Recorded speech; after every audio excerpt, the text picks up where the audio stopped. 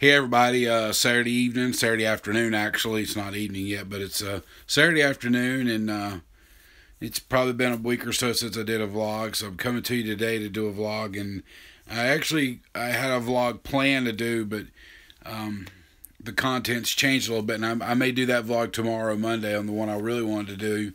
It's about Christmas, something happy. Today's vlog's not going to be very happy. If you live in North Carolina, or if you live close to North Carolina, then I'm sure you've seen on the news about this 3-year-old little girl that's been missing down in Onslow County, North Carolina. Onslow County is down close to Jacksonville, close to the coast of North Carolina. And the last 3 or 4 days, this 3-year-old girl has been missing. And on the news this morning, they said that they had made an arrest in the connection of her disappearance. They arrested her stepdad for murder. So this morning it went from a search to a recovery. And I just checked the news before I did this vlog, and they still haven't found her. And I don't know why they haven't. I guess he's not going to tell him what he did with her or whatever, but this sick piece of shit murdered this 3-year-old little girl, and we don't have a motive why or anything like that, but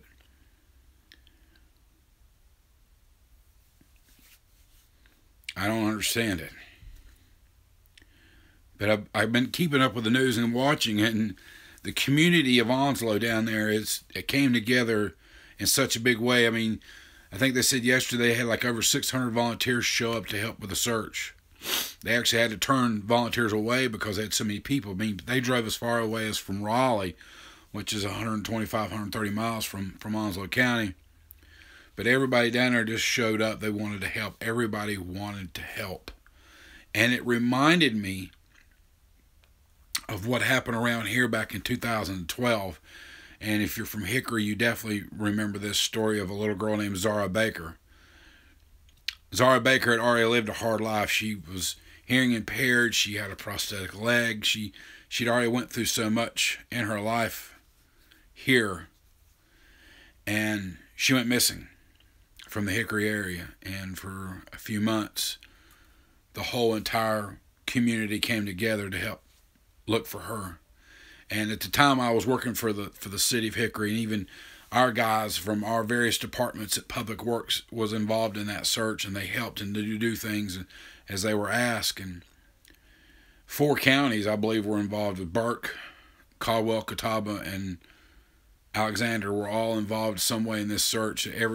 Somewhere in each of those counties was a clue or a piece of evidence that was involved in this search. And for everybody, it was heartbreaking when it finally came down to find out that she wasn't missing. She had been murdered. And I remember the press conference of the then chief, the city of Hickory police chief, Tom Atkins, who I know gave the press conference that he said that this has now become, it has went from a search to a recovery, and he had tears in his eyes. And I'll never forget that press conference, because for all this time they had come together to try to find her and hope that she was alive. And then, it all came out that her piece of shit stepmother had murdered her and dismembered her body. And the bad part was they never really did find her whole entire body. They found her skull almost 8 months later. They would find bits and pieces of her body just scattered everywhere.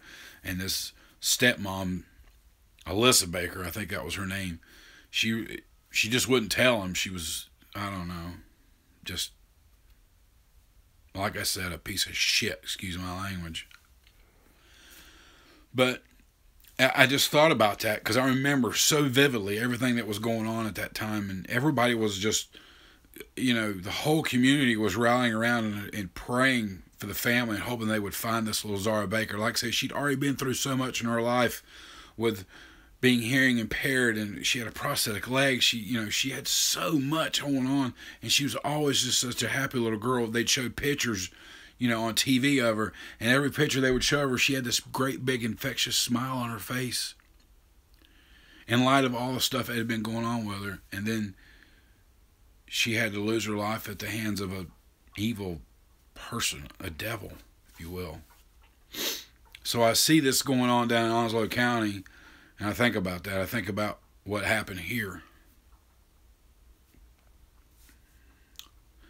I'm not a dad.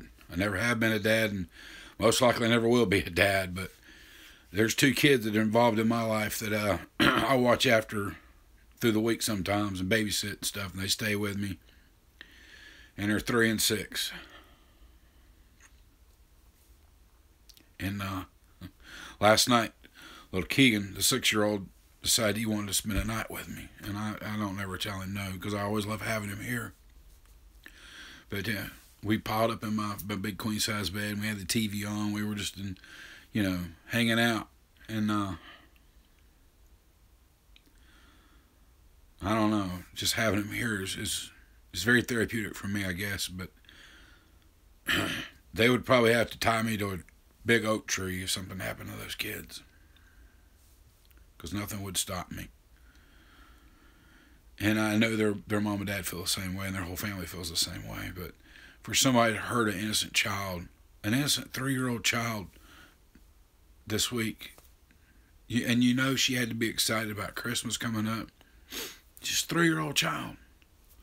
And this mother, whatever. And, who knows why he did it? It doesn't matter why he did. He shouldn't have done it. There was no excuse for doing it.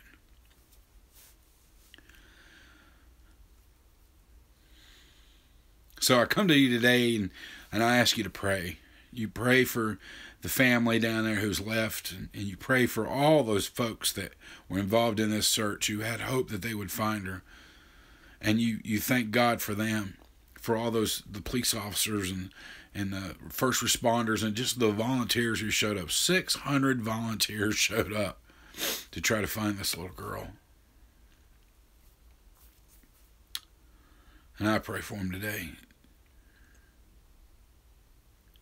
Children are such a special commodity in our lives. They're only going to be small once. Every year they get a little older and they get a little older. And we, as adults, as their caregivers, are here to protect them. And that's what we should do. Protect your child. Guys, I love you. Take care today. I promise I'm going to be back.